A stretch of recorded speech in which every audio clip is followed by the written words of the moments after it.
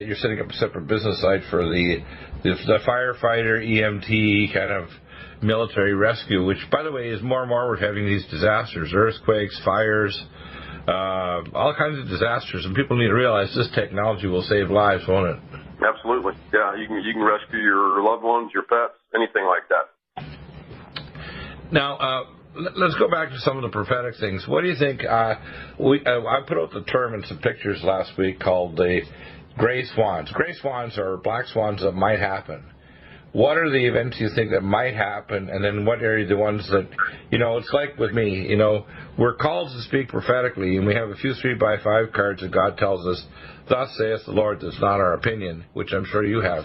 You also have a range where you can check the Bible and what you already know is true, and then you can kind of speculate with a great deal of predictive accuracy of what could happen and what's probable to happen.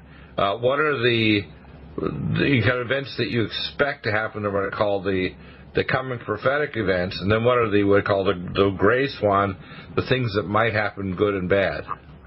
Well, the one event that's coming will be the arrest warrants. I've been talking about this for the last year and a half. Is that when they start rounding these people up, what may happen will be civil unrest. There could possibly be some civil unrest in parts of the country. So beyond the idea, and I totally agree, I think this year is going to be a year of tremendous amounts of division in the country, because when these arrests come down, especially people like Hillary Clinton, Podesta, Barack Obama is very likely to be arrested, as well as even Mr. Mueller, because he's tied up with the cover-up of 9/11, the uranium one, and even the dossier. There's all connections going back and forth here. This is going to cause a lot of consternation in America, isn't it? Yeah, there's a possibility there could be some civil unrest in some areas.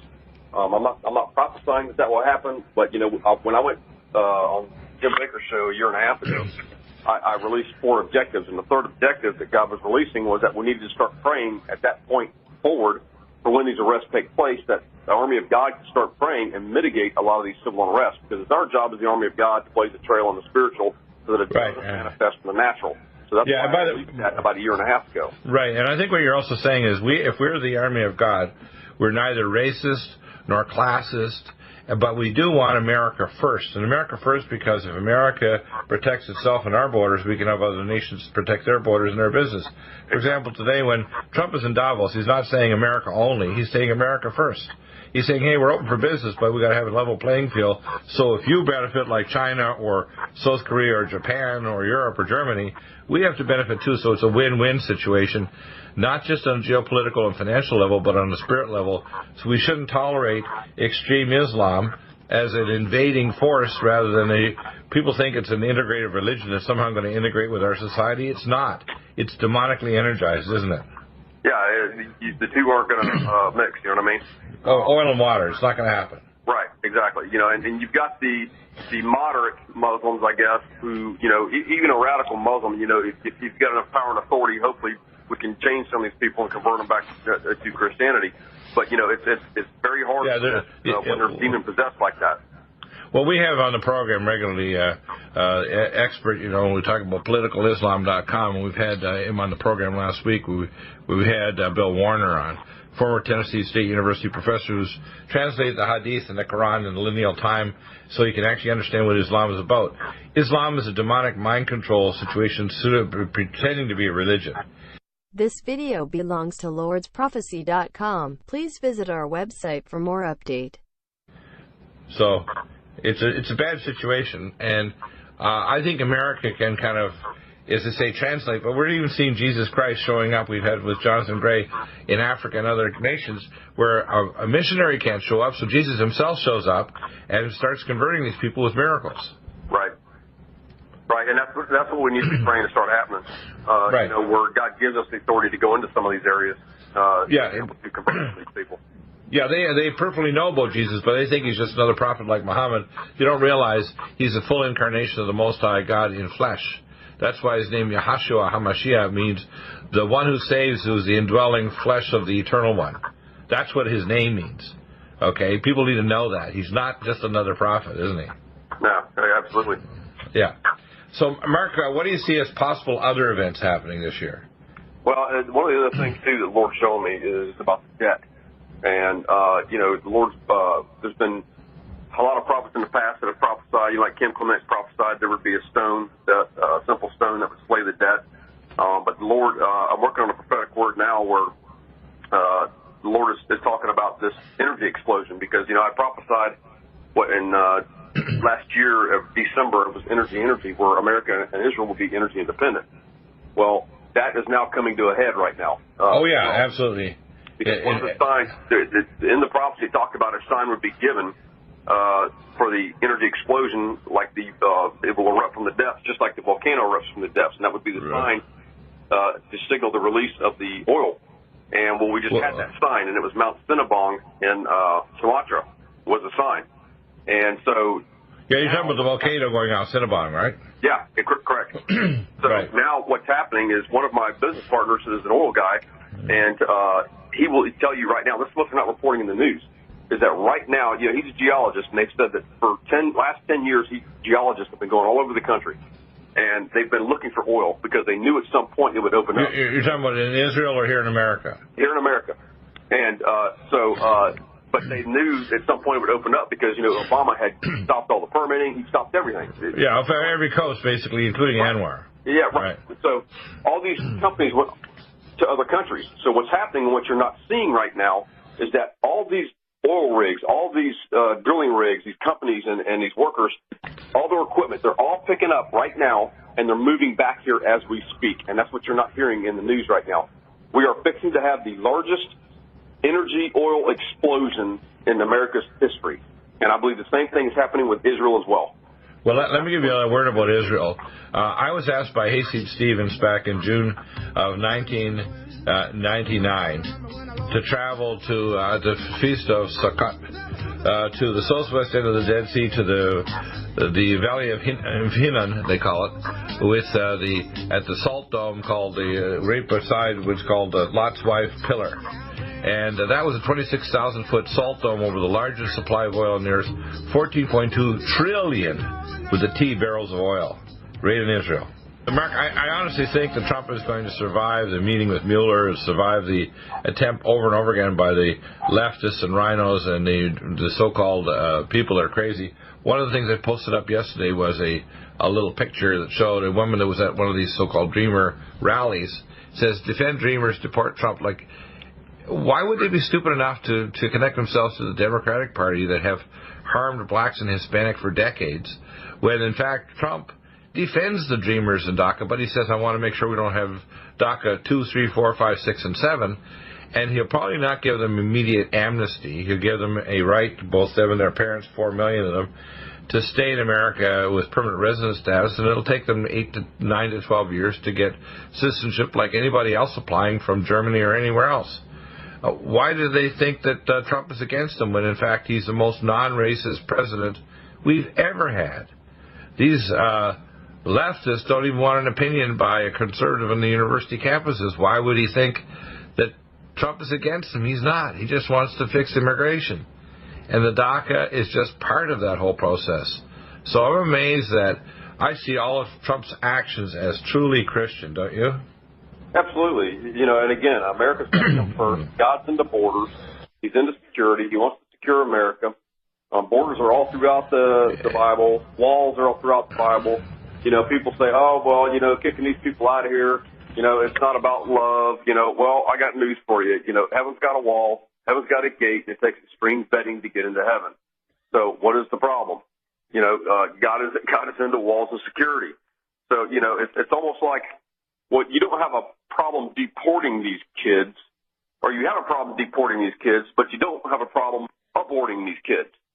So, it's all in how they're trying to spin it. It's all in how their theology is, their ideology, whatever you want to call it.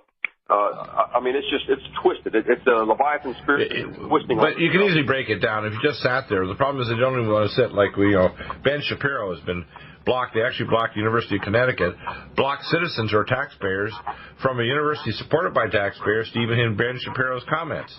Now, you don't have to agree with everything Ben Shapiro says, because some of the things I say are a little bit over the top, like he didn't like the idea of Roy Moore running. But I can see why he would make his comment, because Roy had to clear his name first before he ran, because so many people are pretty wishy-washy about their idea whether or not he was actually doing something wrong with younger women, which is a bold-faced lie. Now, there are real criminals in Hollywood and Washington, D.C. and so on that are abusing women and children, and the pedophiles are not only abusing these kids sexually, they're eating them in sexual, demonic, ceremonies. And people don't want to believe that.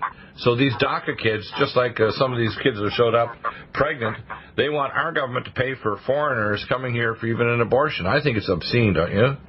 Yeah, absolutely. I mean, my taxpayer money should not be going for something that I don't believe in, that's for sure. Yeah, in fact, it tries to make sure that our money becomes blood money. It's trying to say, hey, you're a good Christian, but we're going to use your money to abort this baby and kill it. Right. And if they don't say it was part of the mother, no, it's not. It's a separate genetic identity. It's dependent on the mother, but it's not the mother. Okay, this is murder. And if a woman has an ultrasound in Oklahoma, which is the law there, 78% of women who are already planning an abortion to sign the papers refuse to do the abortion if they've seen an ultrasound of their baby by state law. 78%. So people need to wake up, okay? Even if you're a pro-abortionist, you're an idiot. This is not murder. This is murder. It's like asking a conciliary who's killed 300 people if it's murder or not. How stupid can they be? How much can they lie right to your face, taqiya and maruna, like the Muslims? To lie to your face, it's not murder when it is. These are called jigsaw babies, and if you don't add up all the parts and leave a piece of the skull or an arm or leg in there, the mother's going to die of puerperal sepsis or bleed to death. Come on, let's get real. Well, right? Again, I go back to that what we were talking about earlier, where they don't care about your right to choose. They don't care about a woman's health. All they want is that baby aborted. They sacrifice to their God. I got to say, kind of a sacred joke. People are always into their rights. What about their wrongs? We abandon God, don't we? And America is reversing that. After the devil, Abominator, who said, yes, we can, which if you take the reverse speech is, thank you, Satan. That monster is still trying to do a coup against Donald Trump. He needs to go to the big house and stay in Orange and not get airtime or interviews anymore. So does Hillary Rodham Clinton, demonically possessed. And we need to pray for those people because they're a lost brother and sister, and it's not so much to save them geopolitically, save their soul from eternal annihilation. I pray for Hillary before I go to sleep at night and first thing in the morning and all these devils. And God brings judgment on them because when grace runs out, He is the one who brings judgment. We should never pray for judgment on anyone. We should always pray for grace. Correct. And, again, it doesn't mean just because we're praying to save their soul doesn't mean that divine justice still will not be served. Judgment's still going to happen. Yeah, it's still going to happen. It's still going to happen. Just example, I had a woman a few years ago, 3 years ago, she said, Doc, I want you to pray for my son. He's a drug addict. He's this. He's done all kinds of horrible things. I said, would you mind if when your son comes into the kingdom here on earth, he is without eyes and no legs? And she said, and she paused for about a minute. I said, do you see? I said, if you come under God's judgment, He may give him salvation and save his soul, but he'll have to enter the kingdom without eyes or legs. And people have to understand that the judgment's still going to fall on these monsters of what they've done, but He may save their soul from eternal annihilation. Right, and it's still our job to pray for that. Absolutely, and by the way, you bring judgment when you pray for grace. This is the most powerful tool we have is prayer.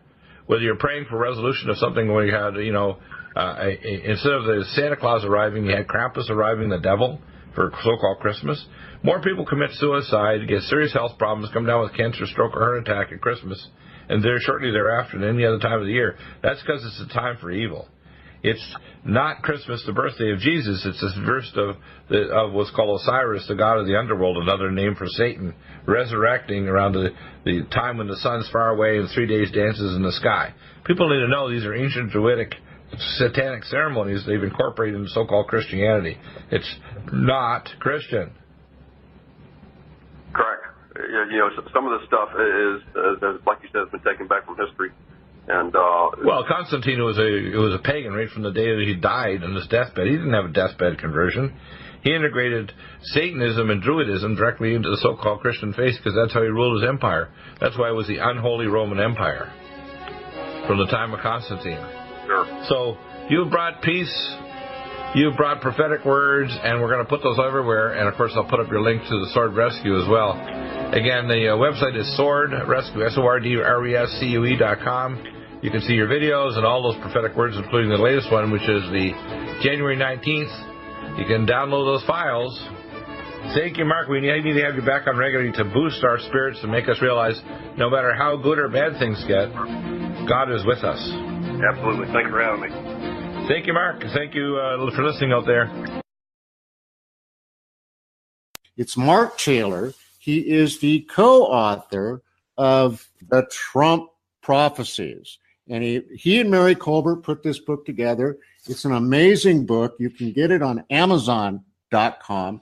Mark, thank you for joining us today. Oh, thank you for having me back. It's an honor to be here. Well, you know, Mark, one of the things that people say all the time about people like you and I that share these beliefs is we're a bunch of doomsayers, and all we're saying is there's no hope for America. But God laid some frequencies upon you. Well, talk to us about where the hope is in your frequencies. I wrote a prophetic word called Satan's Frequency, and I believe it was like July of last year. And basically what the Lord was addressing was his people, and he was saying, stay off of Satan's frequencies. And, you know, you're listening to the mainstream media. You're listening to the apocalyptic doomsday type of messages. You know, America is going to burn, you know, this, that, and the other. You know, we've been literally indoctrinated, Mike, through decades of this apocalyptic doomsday message. And it has created this frequency, so to speak. They're attached to Satan's frequency. They're prophesying. What they're doing is that they're hearing the plans of the second heaven, and they're prophesying it as if it were the plans of the third heaven, and that's not the case. God wishes that no one would perish, period. God has great plans for America. The problem is that most people can't hear those plans because they're tapped into Satan's frequency. Now, you can become addicted to doom and gloom, period. And I know people that have become addicted to doom and gloom. And I'll use this as an example, and it's not a slam on anybody, but Glenn Beck, who started off on a righteous path, exposing George Soros and Obama and all this stuff, man, he was knocking it out of the park. At some point, Glenn got addicted to the doom and gloom to the point it started affecting his health. It started affecting his judgment, his perception on some things. And we saw kind of the path that Glenn took. Now, I'm praying for Glenn to turn around and come back. I pray that he already has. I don't know that, but I pray he has. But the point being is I like using him as an example as to how doom and gloom can take you down this dark path. And that's once when they did testing years ago, I'll go back to this. It's all in public. You can research this out in public, period. The Rothschilds funded a study with the United States Navy right after World War I to detune the international broadcasting frequency from 444 to 440. And what they found was by detuning by 4 hertz, it would literally create fear, panic, paranoia, egotism. It would damage your body organs. And Mike, here's the big one. It would literally change your DNA. This is the goal of the New World Order, is to change the DNA of man, to have you thinking, seeing, hearing, and perceiving what they want you to think, hear, and perceive. And that is a dangerous place to be. And what's happening is that once the Lord told me, he says, the sign will be, Mark, that when you give someone good news and they can't receive it, that's a sign their DNA has been handed over to the enemy. They become addicted to the doom and gloom. Now, can we change that? Absolutely. How do we do to change that? We turn off Satan's frequency. Stop listening to the doom and gloom. Jesus said to go out and preach the good news. There's a reason why he said preach the good news. Did we ever stop and think, Mike, that this is where the power and authority comes from, is from preaching the good news? And this is another reason why we've lost power and authority, because we're preaching an apocalyptic doomsday message, which was never really, they're trying to scare people into the kingdom, and it's not working now. It's a fear-based message to scare people in. And what's happening is I get the emails. And this is what the Lord was showing me. He says, Mark, they're no longer saving lives with a fear-based message. They're taking lives. And the blood is on these pastors' hands. Because I'm getting the emails from people saying, Mark, I can't handle the doom and gloom from the mainstream media. I can't handle the doom and gloom in the church anymore. I was literally fixing to commit suicide. And I stumbled upon your message on YouTube, and I rededicated my life to Christ, and I didn't do it. So that was the proof for me of what these messages are doing. They're indoctrinating people. So I tell people, turn off the mainstream media, stop listening to Facebook, stop listening to some of these people on YouTube. I mean, YouTube is a blessing. Social media is a blessing and a curse, period. So you've got to be careful what you listen to. Saturate yourself with good news, with good stuff. Get back to God's frequency. And since I've been coming forth with this message, I'm now getting inundated with emails saying, hey, Brother Mark, you were right. I was addicted to this stuff and didn't realize it. Now I feel much more peaceful. My mind is clearer. So, I mean, again, we can change that DNA back to God's frequency and hearing God's voice. This video belongs to lordsprophecy.com. Please visit our website for more update. You know what? That is great information and great advice for people, because, you know, Mark, I have had people that, you know, are afraid to leave their home, who will say, you know, I can't come to the conference because I don't feel that the currency, I think our whole currency is going to collapse. You know, I think this is going to happen and that's going to happen. And that, don't you, that's truly Satan's frequency right there. Right. And what it does is it inundates the church and is spun with maybe some passages in the Bible that where God says, this is what I'm going to do if you do this. And then they turn that into almost a prophecy, and it frightens people to the point that they can't even get out of the house. Are you seeing that? Yeah, absolutely. You know, and again, it's that fear-based message. I tell people, you know, stop listening to Satan's frequency. I tell them, go to Donald Trump's Twitter feed, go to his Facebook page. You're getting the truth straight from the source. It's almost like God is using Donald Trump right now as a fatherly influence for the nation right now to say, hey, guys, it's going to be okay. We're going to take care of this. This, and this is going to happen. This is the way it's going to happen. And it's like, it's going to be okay. We're going to make America great again. That's a fatherly influence that we have not had in this nation for decades, basically. I don't know if we've ever quite had it to this extent, to be honest with you. But I like using this analogy. Chief Sitting Bull once said that there's two dogs that live inside every man. One's mean and evil, and the other one's good. Those two dogs are fighting one another every day. And one day someone asked that chief, he says, which dog's winning? And that chief said, it's whichever dog I feed the most. So which dog are we feeding? Are we feeding that mean, evil, fear-based dog? Because, Mike, honestly, that most of the evangelicals are feeding that fear-based, evil, mean dog, and it's got them by the throat right here, and that's all they can see right here in front of them. That's all they can see. And they wouldn't know good news if it bit them, literally.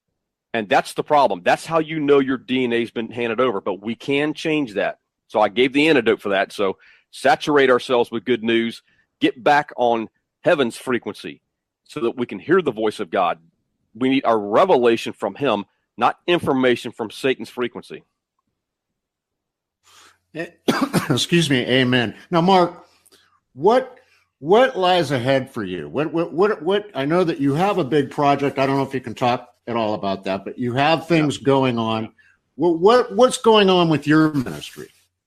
You know, honestly, I think I'm kind of in a little bit of a transition. I don't know. I'm still praying about which way God wants me to go. This big project I'm not allowed to talk about right now because, you know, I'm not allowed to really comment on anything on it.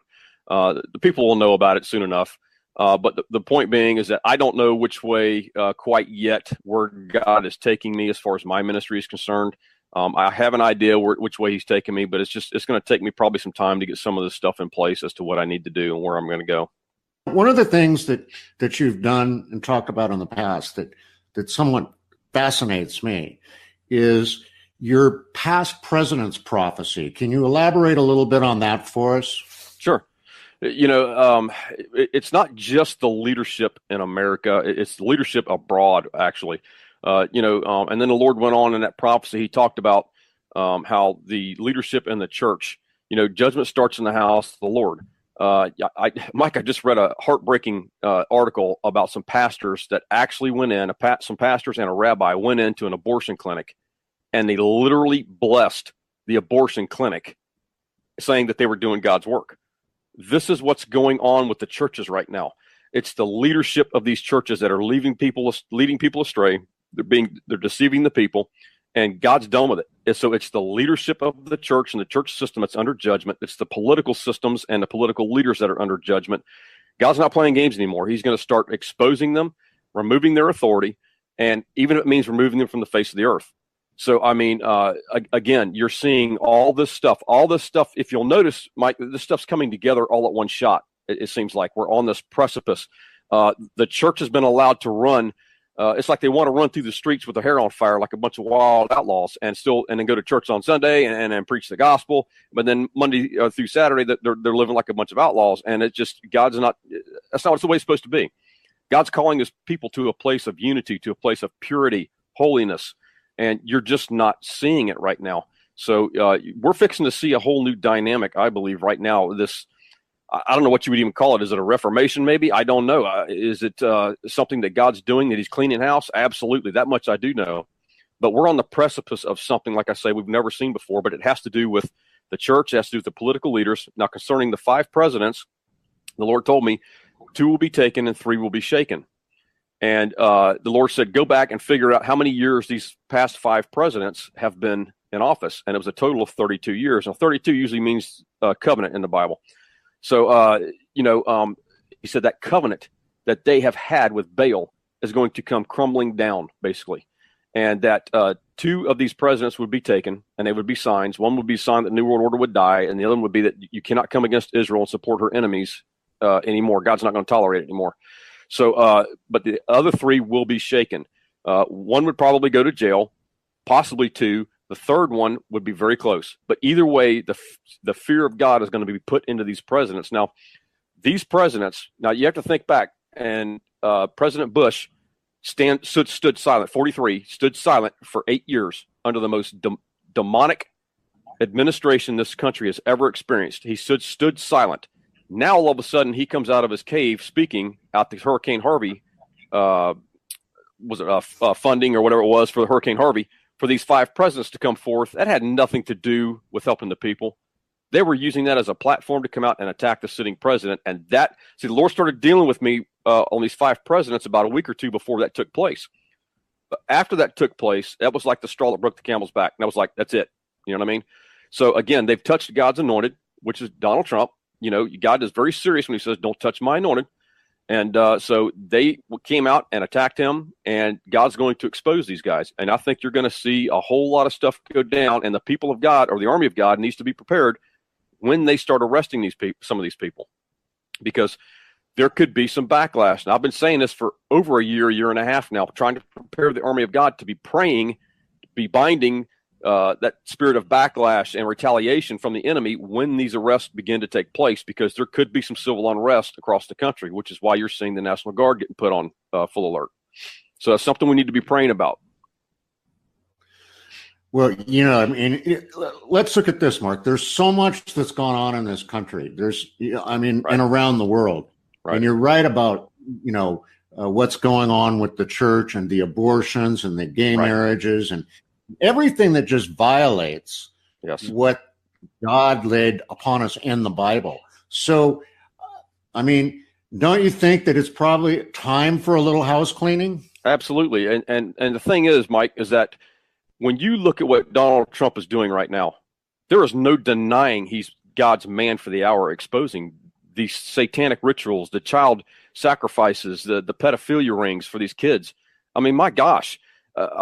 These past 5 presidents were involved in this stuff, or they knew about it and were too cowardly to deal with it. Now, when you hold the highest office in the land and you know about something and you don't act on it, to me, you're just as guilty as the person committing it, because they had an opportunity to deal with this. God gave them an opportunity to deal with this, and they didn't deal with it.